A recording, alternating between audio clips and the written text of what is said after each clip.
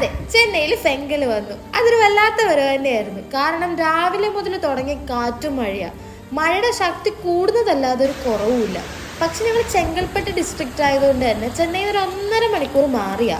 അതിന്റെ കുറച്ച് കുറവൊക്കെ ഉണ്ട് കേട്ടോ. അപ്പൊ ഈ മഴ എത്ര നാള് പോകുമെന്ന് അറിയാത്തോണ്ട് തന്നെ നമ്മൾ സാധനങ്ങളെല്ലാം റീസ്റ്റോക്ക് ചെയ്യാൻ തുടങ്ങി. ഇവിടെ ഒട്ടുമിക്ക പേരും ഇങ്ങനെയൊക്കെ തന്നെയാട്ടോ. മഴ പെയ്തെന്ന് അറിഞ്ഞാൽ തന്നെ കടയിൽ പോയി സാധനങ്ങളെല്ലാം മേടിച്ചു വെക്കും. കാരണം കടയിൽ സാധനങ്ങൾ തീർന്നാൽ പിന്നെ നമുക്ക് ഒന്നും ഉണ്ടാവില്ല. അപ്പൊ ഞങ്ങൾ സ്നാക്സ് പിന്നെ വേറെ കുറച്ച് ഫുഡ് ഐറ്റംസും മുട്ടയും എല്ലാം മേടിച്ച് ഞങ്ങൾ റീസ്റ്റോക്ക് ചെയ്ത് വെച്ചു കേട്ടോ.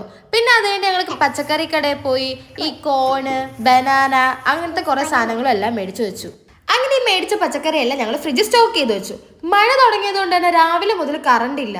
എന്നാലും ഞങ്ങൾ എല്ലാം എടുത്ത് വെച്ചു കേട്ടോ.